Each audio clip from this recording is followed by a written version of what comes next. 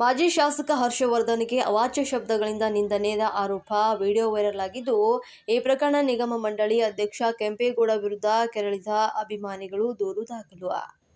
Nanjangud BJP ಪಾಳ್ಯದಲ್ಲಿ ಬಿರುಗಾಳಿ ಹಬ್ಬಿಸಿದ audio ವಿಚಾರದಲ್ಲಿ ದಲಿತ ಸಂಘಟನೆ ಮುಖಂಡರು ಹಾಗೂ ಮಾಜಿ ಶಾಸಕ ಹರ್ಷವರ್ಧನ್ ಬೆಂಬಲಿಗರು ಕೆರಳಿದ್ದಾರೆ. ಮಾಜಿ ಶಾಸಕ ಹರ್ಷವರ್ಧನ್ಗೆ ಅವಾಚ್ಯ ಶಬ್ದಗಳಿಂದ ನಿಂದಿಸಿದ ಆಡಿಯೋ ಈಗ ವೈರಲ್ ಆಗ್ತಾ ಇದ್ದಂತೆ ನಂಜನಗೂಡು ಠಾಣೆಯಲ್ಲಿ ನಿಗಮ ಮಂಡಳಿ ಅಧ್ಯಕ್ಷ ಕೆಂಪೇಗೌಡ ವಿರುದ್ಧ ಜಾತಿ ನಿಂದನೆ ದೂರನ್ನು ದಾಖಲಿಸಿದ್ದಾರೆ. ಸುಮಾರು 100ಕ್ಕೂ ಹೆಚ್ಚು ಬೆಂಬಲಿಗರು ಕೃಷ್ಣಗೌಡ ವಿರುದ್ಧ ಕಾನೂನು ಕ್ರಮ ಕೈಗೊಳ್ಳುವಂತೆ ಒತ್ತಾಯಿಸಿದ್ದಾರೆ.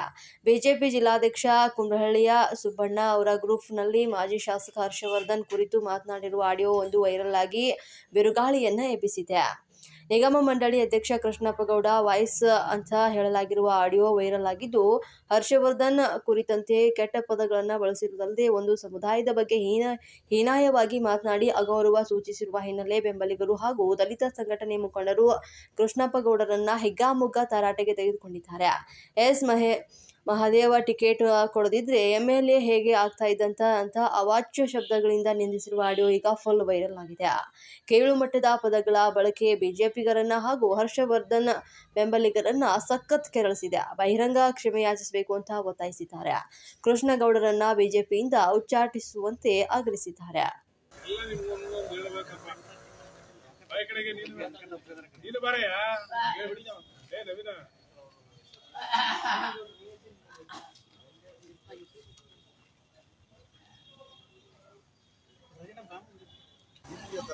ಎರಡ್ 2026ನೇ ಸಾಲಲ್ಲಿ ಇಸ್ವಿಯಲ್ಲಿ ನಾವು ಬದುಕಿದ್ರು ಕೂಡ ಇನ್ನೂ ಒಂದು ಈ ರೀತಿ ಮನಸ್ಥಿತಿ ಇರೋಂಥ ಜನಗಳು ನಮ್ಮ ಪೌರ ಕಾರ್ಮಿಕರಂತ ಅವ್ರನ್ನ ಆದಿ ದ್ರಾವಿಡ ಜನಾಂಗ ಅಂತ ಹೆಸರಿದೆ.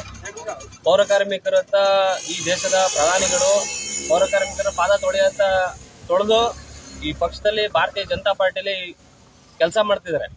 ಆದ್ರೆ ಈ ಅಂತ ಮನಸ್ಥಿತಿ ಇರೋಂಥ ವ್ಯಕ್ತಿಗಳು ಪೌರ ಕಾರ್ಮಿಕರನ್ನ ಇನ್ನೂ ಕೀಳಾಗಿ ನೋಡುವಂತ ಮನಸ್ಥಿತಿಯಿಂದ ನಂಜನಗೂಡಲ್ಲಿ ನಾವು ನಮ್ಮ ಪಕ್ಷದಲ್ಲಿ ನಾವು ಕಾಣ್ತಾ ಇದೀವಿ ಅನ್ನೋದು ನಮಗೆ ಅವಮಾನ ಆಗ್ತಿದೆ. ಇದು ಇವ್ರು ಮಾಡಿರೋದು ನಂಜನಗೂಡಲ್ಲಿ ನಮ್ಮ ಪೌರ ಕಾರ್ಮಿಕರು ಒಬ್ಬರೇ ಇಲ್ಲ, ದಲಿತ ಸಂಘಟನೆಗಳಿಗೆ ನಮ್ಮ ನಾಯಕರುಗಳಿಗಾದಂಥ ಅವಮಾನ ಇದು. ಈ ಅವಮಾನನ ನಾವು ಯಾವುದೇ ಕಾರಣಕ್ಕೂ ಸಹಿಸೋದಿಲ್ಲ. ಮುಂದಿನ ದಿನಗಳಲ್ಲಿ ಅವ್ರಿಗೆ ತಕ್ಕ ಪಾಠ ಕಲಿಸ್ತೀವಿ ಅಂತ ನಾವು ಈ ಮಾಧ್ಯಮ ಮುಖಾಂತರ ನಾನು ಹೇಳಕ್ ಬಯಸ್ತೀನಿ. ಅವ್ರಲ್ಲಿ ಕೇಳ್ಕೊಳ್ಳೋದು ಒಂದೇ, ನೀನು ನಿನ್ನೆ ನಮ್ಮ ನಾಯಕರಾದಂಥ ಹರ್ಷವರ್ಧನ್ ಮತ್ತು ಪೌರ ಕಾರ್ಮಿಕ ಕುಟುಂಬದ ಬಗ್ಗೆ ಅವಹೇಳನಕಾರಿಯಾಗಿ ಮಾತಾಡಿದೀಯಾ. ನಿನಗೆ ನಾ ಈ ಮಾಧ್ಯಮದ ಮುಖಾಂತರ ಎಚ್ಚರಿಕೆ ಕೊಡ್ತಾ ಇದ್ದೀನಿ.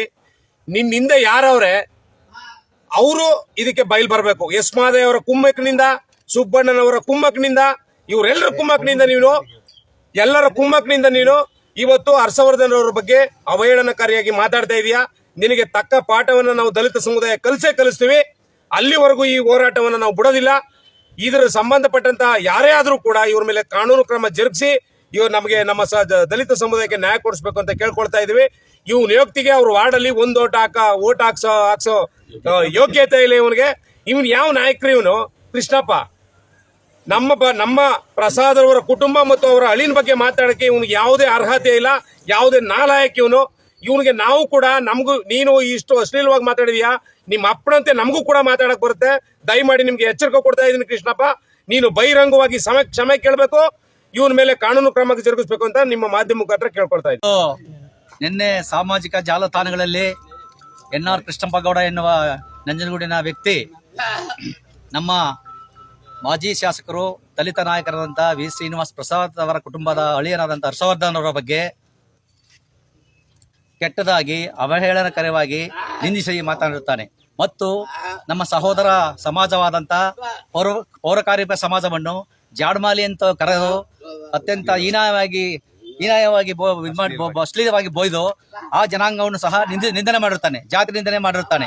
ಇವನ ವಿರುದ್ಧ ಸೂಕ್ತ ಕ್ರಮ ತೆಗೆದುಕೊಳ್ಬೇಕಂತ ಇವತ್ತು ನಾವು ಎಲ್ಲ ದಲಿತ ಮುಖಂಡರು ಸೇರಿ ನಂಜನಗೂಡಿನ ಸರ್ಕಲ್ ಇನ್ಸ್ಪೆಕ್ಟರ್ ಆಫೀಸ್ಗೆ ಬಂದು ಕಂಪ್ಲೇಂಟ್ ಲಾಡ್ಜ್ ಮಾಡಿದ್ದೇವೆ.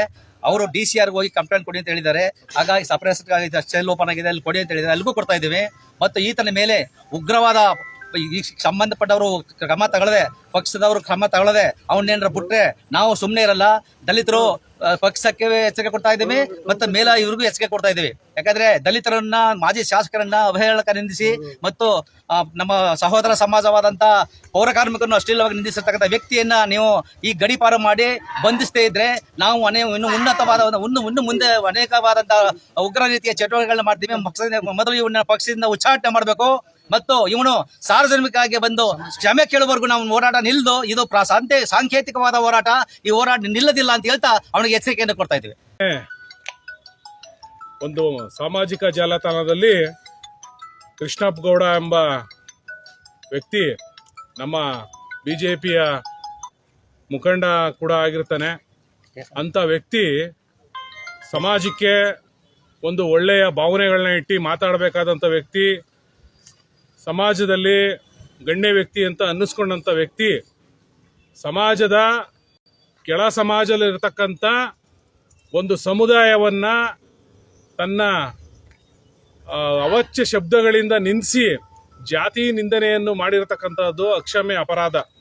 ತನಗೆ ಕಾನೂನು ಅರಿವು ಗೊತ್ತಿರತಕ್ಕಂಥದ್ದು ಕೂಡ, ತನಗೆ ಕಾನೂನು ಅರಿವು ಗೊತ್ತಿದ್ರೂ ಕೂಡ ಇಂಥ ಪದಗಳನ್ನ ಉಪಯೋಗಿಸಬೇಕಾಗಿತ್ತು. ಉಪಯೋಗಿಸಿ ಅವಮಾನ ಮಾಡಿರತಕ್ಕಂಥ ವ್ಯಕ್ತಿಗೆ ಖಂಡಿತವಾಗ್ಲೂ ಕಾನೂನು ಪ್ರಕಾರ ಶಿಕ್ಷೆ ಆಗ್ಲೇಬೇಕು.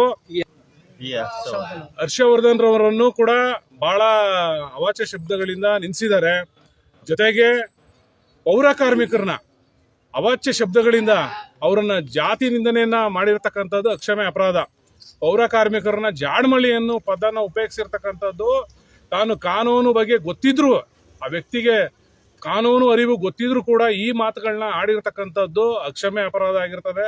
ಅವನ ಮೇಲೆ ಕಾನೂನು ರೀತಿ ಕ್ರಮ ಜರುಗಿಸ್ಬೇಕು. ಮಾನ್ಯ ನಮ್ಮಲ್ಲಿರ್ತಕ್ಕಂಥ ರಾಜ್ಯ ಅಧ್ಯಕ್ಷರಾದಂಥ ವಿಜೇಂದ್ರ ರವರು ಹಾಗೂ ಈ ಜಿಲ್ಲೆಯ ಬಿಜೆಪಿಯ ಜಿಲ್ಲಾ ಅಧ್ಯಕ್ಷರಾದಂಥ ಸುಬ್ಬಣ್ಣನವರು ಇಬ್ರು ಸೇರಿ ಕ್ರಮ ತಗೊಂಡು ಅವ್ರನ್ನ ಈ ಬಿಜೆಪಿಯ ಸಕ್ರಿಯ ರಾಜಕಾರಣದಿಂದ ಅವ್ರನ್ನ ಉಚ್ಚಾಟನೆ ಮಾಡಬೇಕು ಅಂತ ನಾವು ಈ ನಿಮ್ಮ ಮಾಧ್ಯಮದ ಮುಖಾಂತರ ಅವ್ರನ್ನ ಈಗಲೂ ಕೂಡ ನಾವು ಕೋರ್ಕೊತಾ ಇದ್ದೀವಿ. ಆದ್ರೆ ಇದೇನಾರ ಮಾಡದೇ ಇದ್ರೆ ಇಡೀ ದಲಿತ ಸಮುದಾಯ, ಇಡೀ ನಂಜನಗೂಡಲ್ಲಿ ಬಿಜೆಪಿ ವಿರುದ್ಧವಾಗಿ ನಾವು ಹೋಗ್ಬೇಕಾಗ್ತದೆ. ನಾವು ಬಿಜೆಪಿಯ ಸಕ್ರಿಯ ರಾಜಕಾರಣದಲ್ಲಿ ಶ್ರೀನಿವಾಸ್ ಪ್ರಸಾದ್ ರವರ ಅನುಯಾಯಿಗಳು ಹಾಗೂ ಹರ್ಷವರ್ಧನ್ ಅನುಯಾಯಿಗಳು ನಾವು ಈ ಒಂದು ಏನು ಇವ್ರು ಮಾತಾಡಿದ್ದಾರೆ ಇದು ಸಾರ್ವಜನಿಕರಲ್ಲಿ ಚರ್ಚೆ ಆಗ್ತಾ ಇದೆ. ಅದರಿಂದ ದಯಮಾಡಿ ಇದನ್ನ ನಮ್ಮ ಜಿಲ್ಲಾ ಅಧ್ಯಕ್ಷರು ಉಚ್ಚಾರಣೆ ಮಾಡಬೇಕು ಅಂತ ತಮ್ಮ ಮುಖಾಂತರ ಕೇಳ್ಕೊತಾ ಇದ್ದೀನಿ.